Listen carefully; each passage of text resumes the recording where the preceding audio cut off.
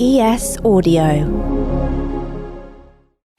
Not so long ago, NFTs were the next big thing, which is NBT, but if I'd used an F word, we'd have to put another explicit warning on the show and we'd start getting a right reputation. Anyway, very big they got. Those non-fungible tokens were fetching huge prices, like the near $70 million Beeple's The First 5,000 Days artwork sold for at Christie's in March 2021. Then, almost as quickly as the clamour began, it seemed to stop.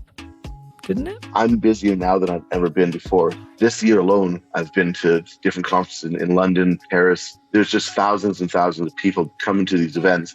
And instead of kind of everybody wearing a Bored Ape mask or something, it's actually, excited people that are focused on the future of building and creating around arts and NFTs. Trevor Jones is one of the world's biggest NFT artists. Based near Edinburgh, he's worked with people like Succession's Brian Cox and rapper Ice Cube to create works that sell for a lot of money. His Bitcoin Angel sold for £2.4 million. 5 years ago, he was broke, unemployed, and suffering depression.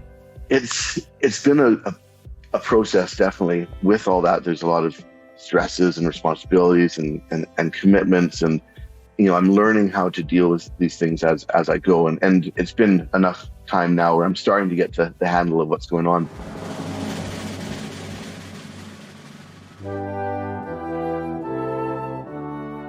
I'm David Wilson from the Evening Standard. Now, to mark the coronation of King Charles III, Trevor has teamed up with us to create a brand new commemorative NFT art piece that you can get for free. And we do mean free. It's only available between May 4th and 7th, and you can get it on Nifty Gateway. There's a link in the show notes. All you need is an email address. We're going to be talking to Trevor about that in just a sec. But when we meet him, the first thing I want to know is, are NFTs still a thing?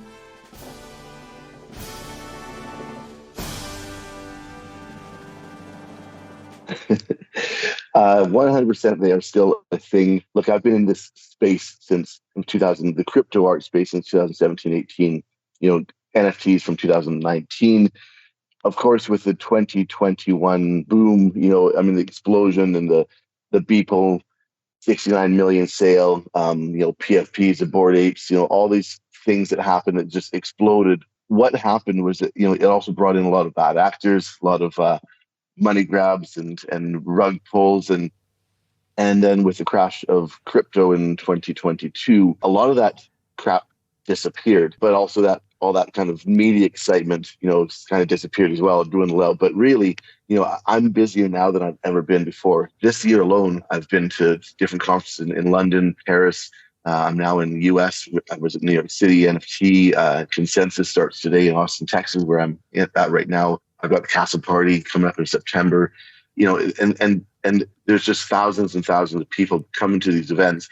And instead of kind of everybody wearing a Bored Ape mask or something, it's actually really genuine, excited people that are focused on the future of building and creating around arts and NFTs and what this technology has to offer. Now, I want to talk to you about the Castle Party later on, because basically I want to go, but also it sounds great. But talking about that kind of the market for NFTs now, so who is buying them? Have people kind of stuck with it? Are new people coming in? Absolutely. I think it may be a bit more difficult for me because I'm in my own little bubble. Like I said, I was very early. I was in that way fortunate. Most people in this art space know who I am and collectors. But I talk to artists, up and coming artists who come in the space now or have been for a little while from all over the world. And, just because they don't make crazy 6 or 7 figure sales, their lives are being changed by this space and the collectors. And there's all different levels of collectors that all have different reasons for collecting. Some just because they absolutely love art, they love the technology, they love the innovations. A lot obviously because they want to flip their return on investment. But it's definitely a growing space, and yeah, at all levels. So that's exciting. In all countries, it's a worldwide phenomenon. Why did you? Because you have been in since very, very early in the whole NFT evolution. Why did you do it? Because there weren't many there were some, but there weren't many working in that area. What made you go, I'm going to do art and I'm going to do it electronically, I guess? I just a natural progression, really. I graduated from Edinburgh College of Art in 2008. I found out very quickly that it's almost impossible to make a living as an artist. So by 2010, 11, I was exploring new ways to create new innovative art. I started working with augmented reality in 2013. So one of the very early painters, traditional painters, working with augmented reality. And I thought, like, I've done it. I've cracked the code. The big galleries around the world are going to come knocking on my door, but it was actually the opposite. Nobody was interested in my work. The commercial galleries I was working with at the time in Scotland weren't that interested in trying to figure out how to sell tech-infused paintings. So I went off on my own and started organizing my own exhibitions, having my own annual shows, building up my own community, in a sense, my own market. I started investing in Bitcoin and Ethereum and different cryptocurrencies mid-June 2017, and it very quickly got sucked into this crazy world of innovation and technology and unique individuals. And I started to think about what my next exhibition would be about. So it was a huge gamble for me to put a year's worth of time and money into working towards I call it Crypto Disruption, my exhibition, not even knowing if there would be anybody interested in buying the work. I was just posting work in progress on Twitter, and I started to get interest, and people wanted to buy my work before it was even finished. And I couldn't believe it, because coming from the traditional art world, there was this.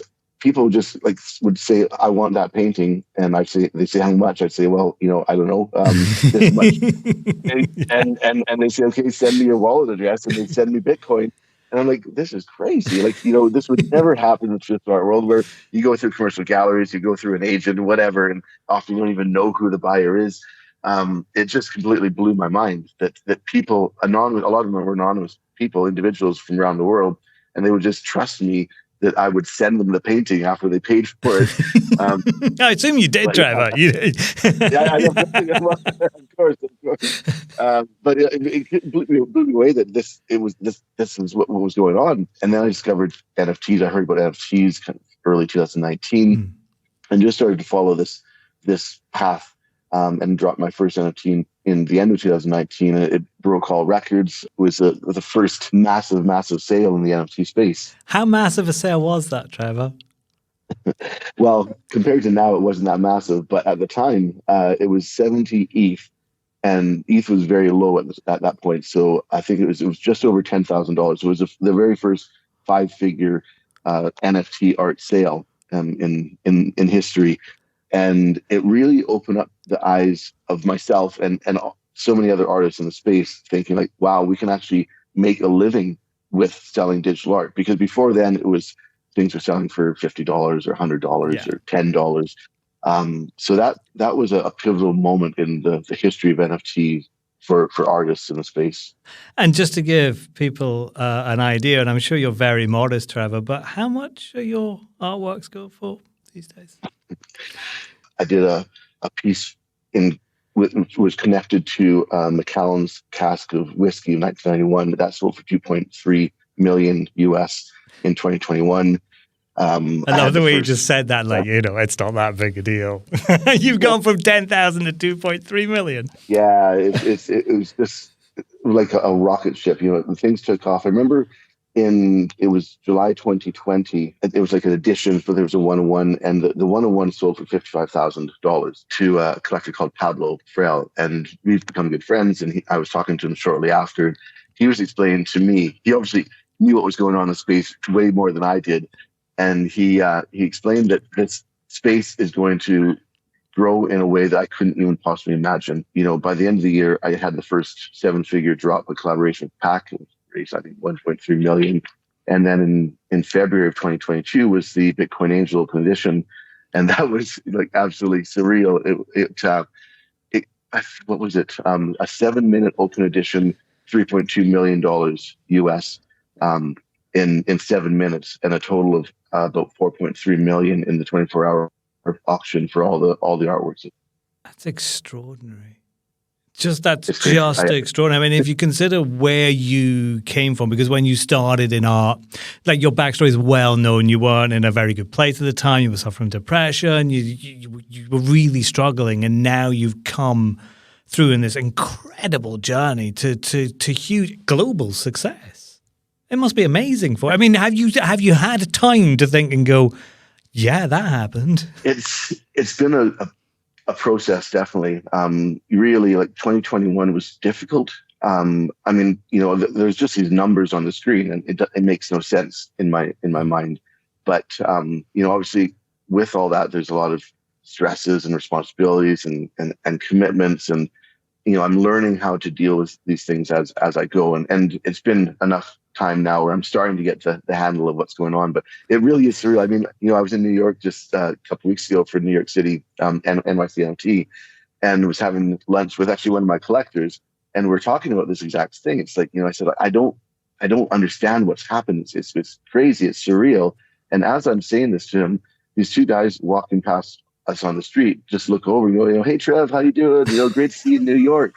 It's like, they collect my art, and they just kind of walk past and said, love your art, man. And like you said, only 4 or 5 years ago, I was just like all my friends, struggling artists, trying to figure out how to pay the mortgage. And what you're doing with the Evening Standard is a way for people to kind of enter the NFT market themselves, isn't it? Just explain what you're arranging, what we're doing for the coronation. Yeah, so I created a painting. I'm not going to go into all the details right now because you have to wait until it'll actually be May 4th when we drop the NFT. And then I worked with a wonderful, brilliant 3D company that has created the animation, and it's called The Oath. It's the very first time I've done an open edition for free. What an open edition means that it's an NFT will drop for a certain period of time. Could be for 10 minutes, could be for 2 days or longer, whatever. So there's a certain amount of time, and it could be $10, it could be $1,000 or whatever. But I wanted this particular piece to be for the people, and anyone, anywhere can mint one of these NFTs for free. They won't even pay gas fees, which is Ethereum gas fees might cost a couple dollars. So the platform we're working with is Nifty Gateway. They're very, very easy to use. All you have to do is set up an account, and you're set to go. You can just log in when we do the drop. It'll be from the 4th of May to the 7th of May, so 4 days in total, I think. And you can grab your Trevor Jones open edition NFT from called The Oath. And it's just a very unique thing to do for me that I've done well in the space, and to be able to create an artwork for such a historical event, to work with Evening Standard, and then to be able to give this artwork to anybody in the world who wants to have it. And then they can keep it, they can sell it, they can give it to a friend, they can do whatever they want with it. I mean, a lot of people will take this NFT and it'll be the only NFT they ever own. But would you be hoping that some people go, oh, do you know what? It's kind of cool. I might go and get some more. No obligation, obviously. I just add that in. Yeah, no, absolutely no obligation at all. And, the first time this happened was with my Bitcoin Angel open edition drop in, like I said, February 2021. There was 4,158 minted in a 7-minute period. There's about 2,400 unique owners of those NFTs now. And I constantly get emails and DMs, or I meet somebody at a conference coming up to me and say, like, Trevor, that was the first NFT I ever bought, the Bitcoin Angel. It was the one that really kind of opened up a whole new market of people, because for somebody who's just captured the imagination of the crypto art space or the NFT space at the time. Well, first off, it's an absolute honor and privilege, to hear people say that. But they say, like, it's changed my life. I buy artwork. I never was interested in art before. Now I'm completely fascinated with the world of art. I get to meet different artists whose art I collect. I've met people who I'm now really good friends with. So it has been life-changing for them and for me. And and this will be the same thing, I'm certain, with The Oath. I have no idea how many people will mint one of these for free, but it's going to be a lot. And fingers crossed, it changes the lives of a lot of other people as well. Okay, let's take a break. And after it, we're going to talk about some of the people collecting Trevor's work. And if you want to be one of them, from May 4th, head over to Nifty Gateway and take a look at that specially commissioned piece for Charles III's coronation, The Oath. You can get it totally free with your email address. You don't need a crypto wallet. You won't pay any fees. But remember, it's only available until May 7th. If you've ever just fancied taking a look at NFT collecting, it's a pretty good opportunity to get started. We're back after these.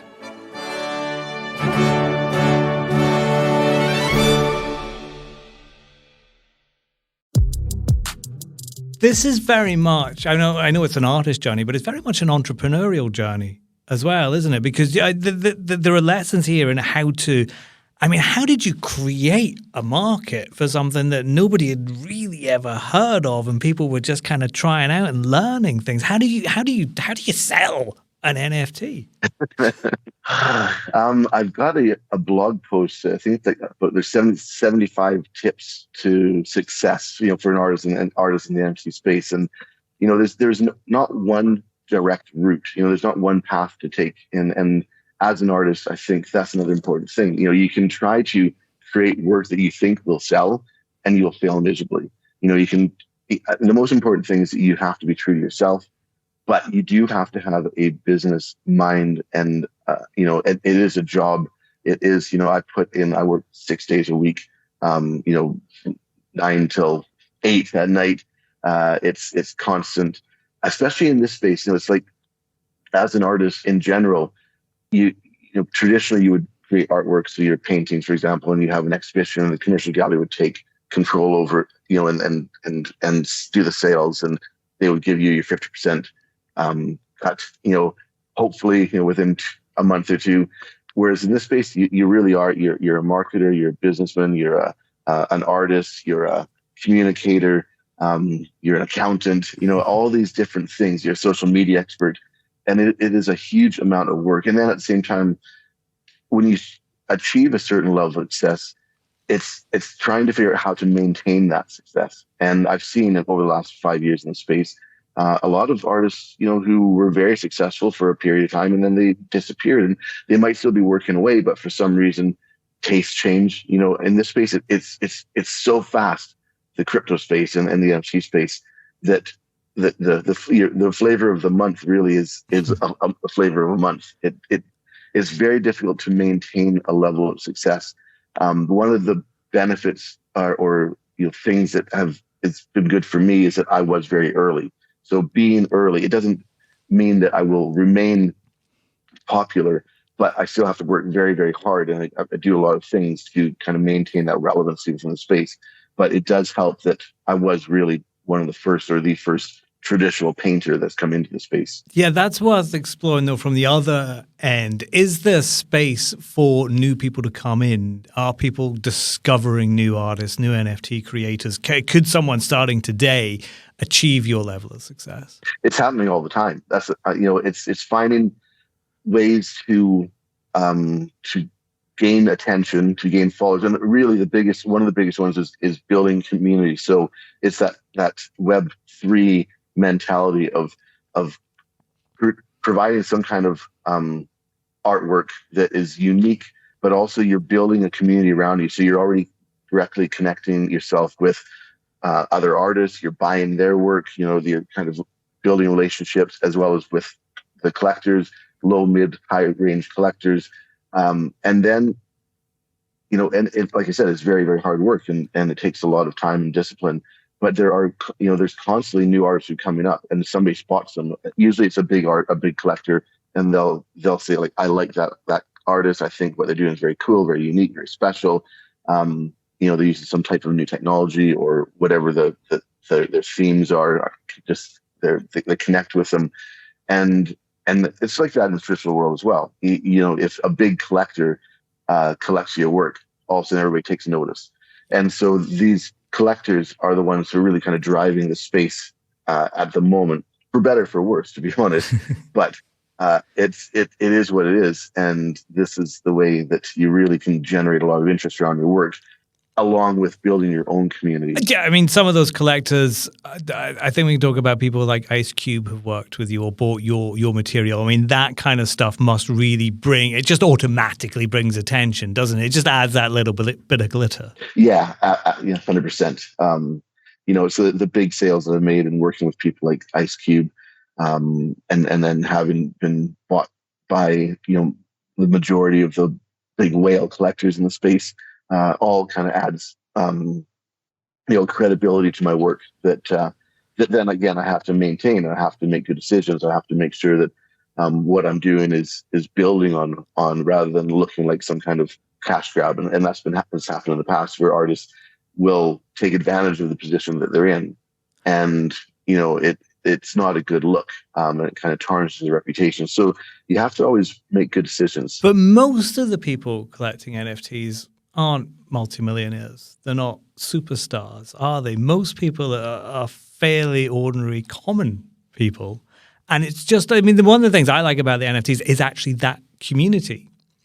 It's lots and lots of people from all over the world coming together and taking by and collecting NFTs and talking about those things. There is a real community vibe to it, isn't there? 100%. And you see that at coming to these conferences and actually meeting people IRL, in real life, as they say. And that's another reason why I decided to do the Castle Party, because you meet all different types of people from all walks of life, and you have no idea. And also, you get to meet these people usually on Twitter or Discord, and they have some kind of avatar, and you don't actually see them. So actually meeting one of these collectors in real life of all levels, and you build real friendships with them. And to be honest, most of my real friends right now I've found in this space.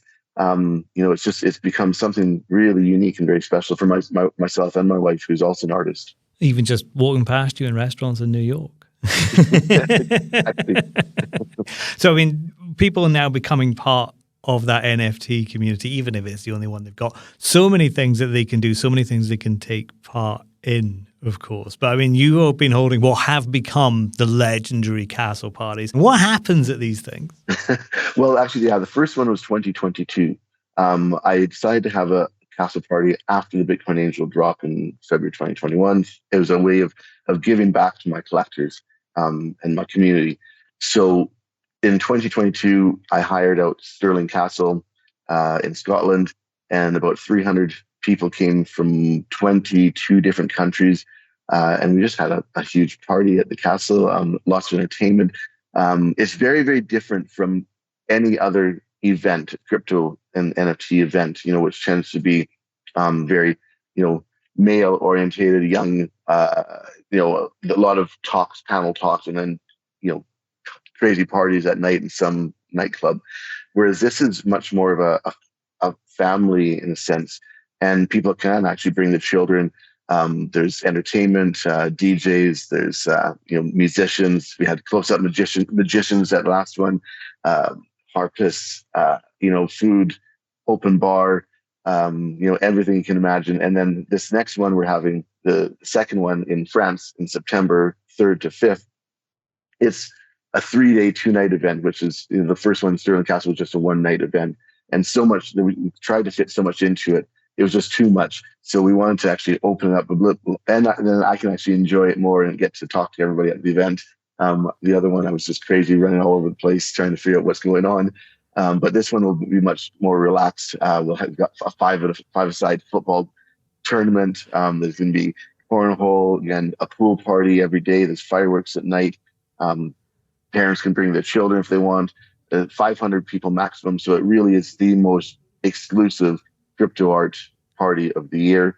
And just a great way to spend time with people who are interested in this space, who are either artists or collectors or builders, and build on solid friendships and potentially networking for business as well. That was Trevor Jones, crypto artist and creator of the Oath for the Evening Standard. How to Be a CEO is back next Monday. We'd love to see you then.